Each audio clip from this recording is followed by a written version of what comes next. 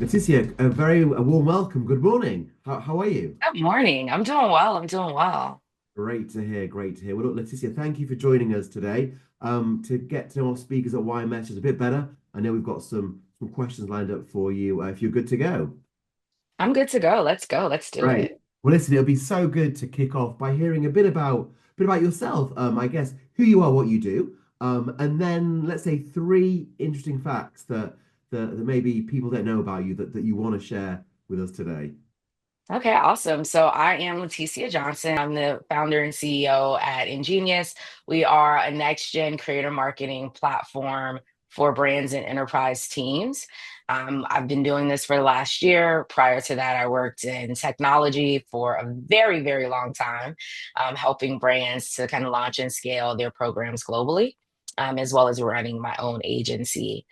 Three facts about me that people probably don't know off the bat is I actually started my career as a songwriter, and thought I was going to be an artist for a very long time. So the first half of my career, I would say I spent on the songwriting side, working inside the industry, and then the latter part of my career has kind of gone into the creator economy as well. And then I have two bulldogs who don't let me rest. And then I live in Austin with my fam. Fantastic, fantastic. Like two full-time jobs, the dogs and your own career. I can imagine.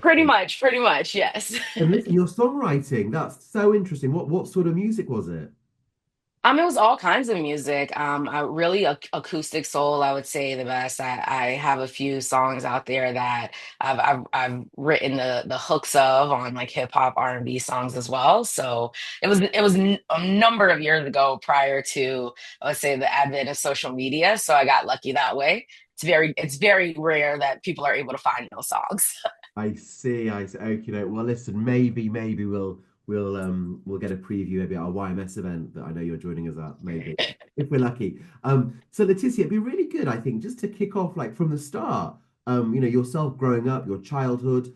What brands can you remember informing you as a child, whether you loved them, whether you hated them, or actually maybe it wasn't on your radar growing up, you know? Yeah, it'd be great Yeah, to. I think I've always had like just like a really deep love for advertising, even from a kid. I think some of the earliest memories for me are like Disney. My first movie was The Little Mermaid. It's a very, very vivid memory for me of going to the movies, sitting on my dad's lap, seeing, Ariel in full screen for the first time when I was 2 or 3 years old. And then always, I think, kind of. I, I know we work with Reebok, but Nike and brands like Nike and Reebok, I think, have all were always prevalent in my childhood. I played sports, I was super active, and I just always loved just the magic of those types of brands and the commercials. But those are the three I would say that really stick out for me from my childhood. Fantastic. And of those three, appreciate, we're working closely with Reebok, but a Nike and Disney and so on still they've traveled through into your adult life, would you say? Yeah, very much so. I'd say definitely Disney. I think Disney, the magic of Disney, as a child and even now, it's still like I got so excited to be able to introduce a lot of the movies that we grew up on to my child, to my niece, and like the magic of those, and then seeing them remade into kind of some live action and different things. And I still very much love Disney, expanding to Marvel and kind of everything that they've been able to do. And Disney has actually been a thread throughout my career. When I worked at Nielsen, which was kind of my first job transitioning from behind the scenes in music to technology and digital, I actually worked on the Disney account management team for Nielsen. So we're very closely with them as well. So they've always been a thread throughout my career. And look, I think key question, what is your favorite Disney movie? Oh, that's tough. I think it's a toss up between The Lion King and Aladdin. Listen, a lot in common. We can talk for hours about that. Exactly, exactly. Yeah. And also, no, actually, what's interesting is like your songwriting, your love of Disney, even to what you do now. It's all about storytelling. Taking somebody Hmm. on a journey from the start through to the end. So that passion point is very very clear just from talking to you just now. Um, And tell us a bit about your path into the marketing world. So you went from songwriting to where you are now. What does Yeah. that journey look like? Yeah, I think for me, songwriting was something that I grew up thinking that I would work in the music industry as an entertainer. I signed a development deal when I was very young, I would say 18, 19.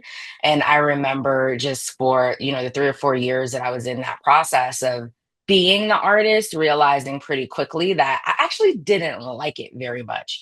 What I liked was the behind the scenes, the understanding of I would go to the studio and be talking to the engineers. I would be talking to the brand team. And so, kind of the magic of how everything came together really, really piqued my curiosity. I think even more so than really looking at the music side of things. And so there was actually a mentor that I had at that time that's still in my life right now, who saw that curiosity, who saw that interest, and was like, I actually think you're on the wrong side of this business. I think you should really, like, really kind of double down on that and really look into marketing.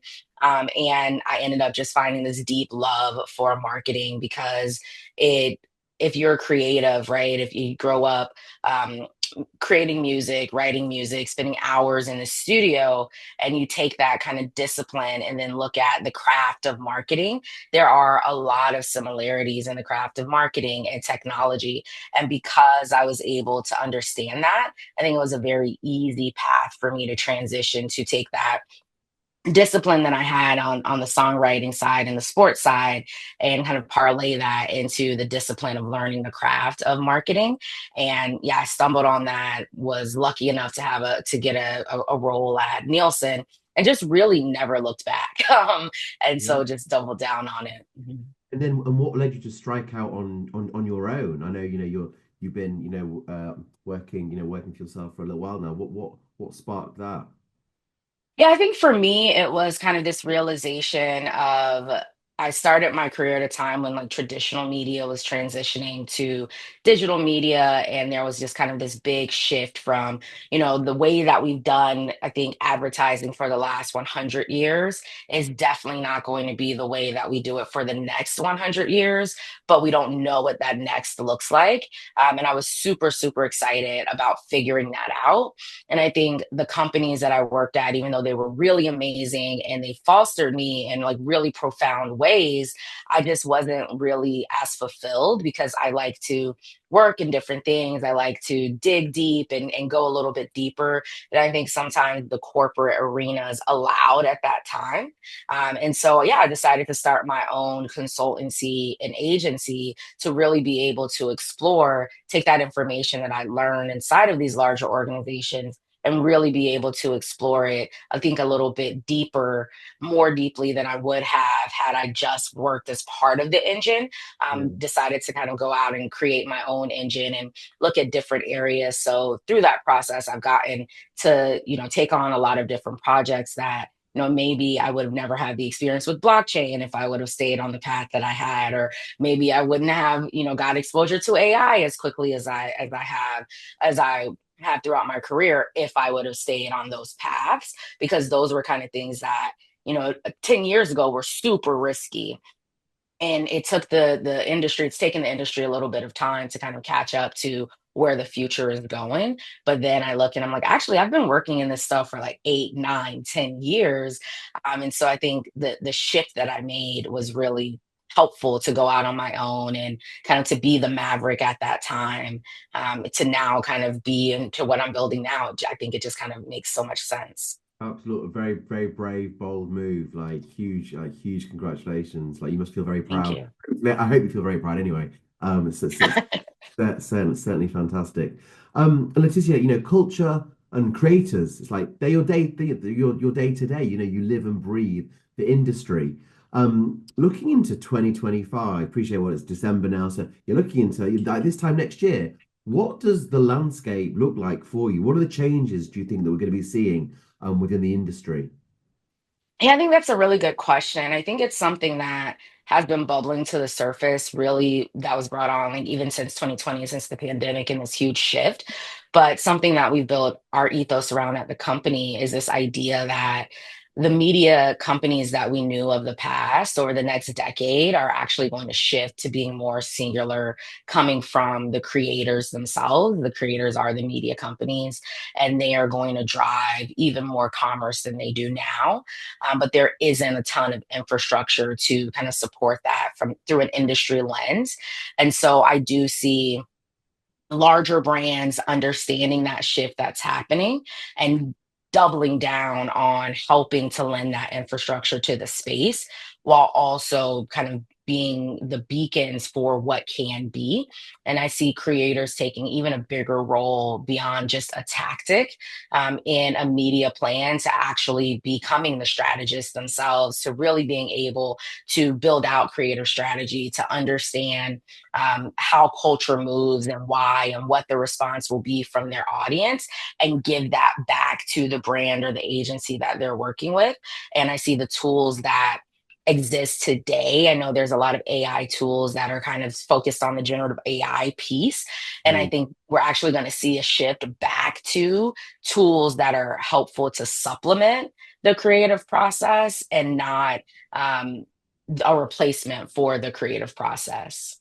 But I think everyone will be thankful of that shift for sure. Um, And in terms of, I guess like youth culture, like youth marketing, the youth space, here at Pion, we very much live and breathe that, 16 to 24 demographic and enabling young people today to be the better versions of, themselves and so on. And you're speaking at our event next year, the YMS event. What do you feel are the biggest challenges young people are facing at the moment, and how do you see that potentially Yeah. changing into next year? Yeah, I think, oh man, so good, such good questions. I think what I'm seeing from the youth is these kind of big questions, and they have more access to information than at any other age. And they're also getting better, I think, at processing what that information is and what it means, and forming their own kind of nucleus around how they receive that information. And so I think that the biggest struggle for them and for their parents as well is, how do we instill kind of these barriers to some of that information, right? Because just because you have access to all of the information, should you be receiving it? And there is this kind of hunger for more and more and more and more and more. And I think that's the bigger struggle. The biggest struggle that I'm seeing right now is because they have access to these supercomputers in their hands at any point that they want, and they can find any information at any time. That understanding of what is the information that I should be seeking? What are the things that I need to ask? What are the questions that I should be asking? And I think there's a really big opportunity for brands, for society as a whole, to do a better job of being able to, I think, streamline that informational access specifically with that demographic. Yeah. And are there any brands or media outlets or anybody within the space that comes to mind that you feel are doing a really good job at starting to do that? Then you can see, the tides turning to towards this. Anything like come to mind around that?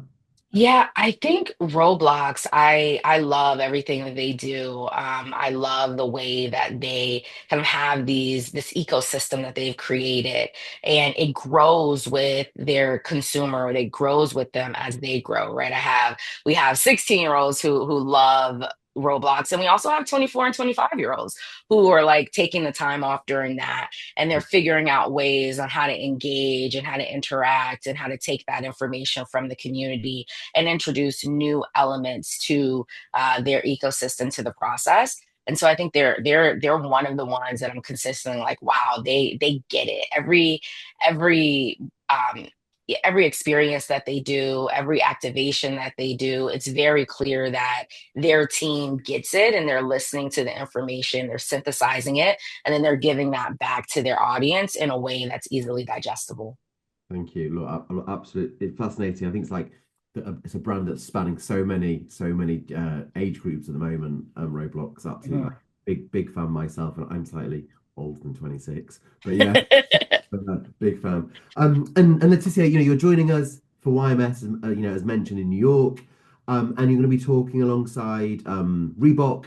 It'd be great to hear about Yes. what can we expect from this session? And I've seen a preview. It certainly sounds like it's going to be a very passionately driven session. Be great to hear more Yeah. about Well, we're talking about culture and trends, right? And I think Reebok is one of those brands who've done a really, really great job, especially over the last 2 to 3 years, of really being able to get into the cultural zeitgeist and understand what's coming next. So I'm super excited about speaking with their North American trend leader on how they're thinking about culture, how they're thinking about trends, and ways in which they're getting ready to attack it. And I think spreading out, globally, especially from the work that we're doing on the Ingenious side, I think it'll be a really great conversation and a really great opportunity to just take that moment and say, okay, there are going to be a bunch of brands in the room. I know that you're all trying to figure out how do we serve this really, really core demographic in ways that are authentic and intuitive to them. And so that conversation will definitely, I think, help to provide some insight into what we're seeing in the market and how Reebok themselves are thinking about it. Absolutely. It sounds like it's going to be like you said, everyone in the audience will be very hungry to hear that session.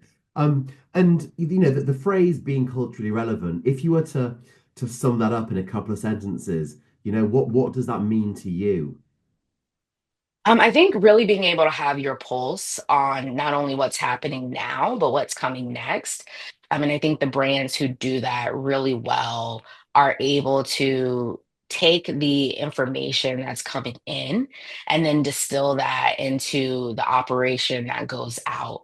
And I think Disney is someone that's always been really, really good at that. There's a reason that they've been around for as long as they've been around, is because they're always able to figure out the thing that's coming next and kind of operationalize that, create that magic, and allow the brand and the consumer to kind of start to integrate. And so that's what I think being culturally relevant means for me. As things shift, being a brand that's open to that shift, and even going out and being a maverick and saying like, oh, I see this coming.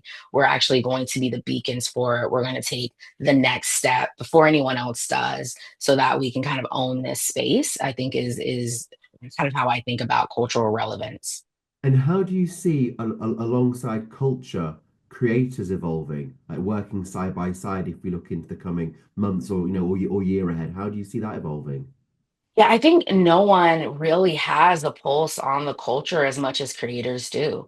I know as advertisers, as a career strategist, we don't like to admit that, but I'm looking at the things that creators are doing and the ways that and athletes themselves that are becoming creators and NIL and kind of all of these pieces that are taking place. It's taking place from the perspective of now creators have a direct kind of connection with their audience.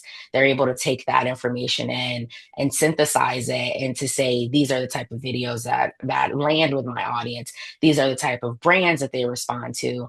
And I think the amazing thing about technology is that now it gives us an opportunity to kind of be able to pull that information in very quickly, Mm, understand what that overlap is with the creator's audience and the brand's audience, and then be able to kind of articulate a strategy that really touches the key points.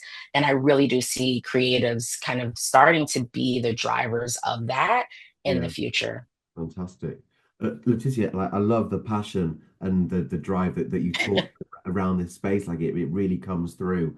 But before we head off, it'd be really good to hear from it sounds like a rich tapestry of a career so far, spanning different, areas, genres and so on. What for yourself stands out as a particular highlight, that sort of, those pinch me moments maybe. Yeah, does anything stand out Oh that man.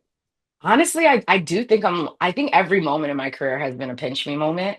yeah. And I think it's kind of like taking these ebbs and flows. What I really love about my career as a whole is that it does kind of it does strike that air of curiosity, right? I was a very curious child that continued on into my adult life. And what I'm most proud of in my career as I look back on it and as I'm looking ahead is that each time I took a step, I felt like I hadn't even scratched the surface of what I was going to do next. And so it's like every time, whether it was from Nielsen to Apple to going to earlier stage companies and working on their strategies, it was kind of always from that perspective of, man, I'm very curious about this space. I think that this thing could be next. I'm willing to go in and be a part of figuring it out and then help to kind of create that momentum. And so then when you look back, it lends itself to, oh, you got to look at the transition from traditional media to digital, and oh, you got some experience in music streaming, and then you got some experience in blockchain and new and emerging technology. And it's just like, wow. And now I feel like I'm on the precipice of another moment like that in my career with the launching of INGENIUS and kind of the continuation of that work that I've been doing. And now it's just an opportunity to do it, I think, in an even better way and an even greater scale through a platform that kind of takes all of this information and helps brands to make sense of it in a way that's super intuitive to the ways that their teams work. Sensational, absolutely sensational. Well, look, thank you so much for sharing some of those insights and those passion points with us today. And yeah, look forward to welcoming you in for next year for YMS. Thank you so Thank much. you. I'm really looking forward to it.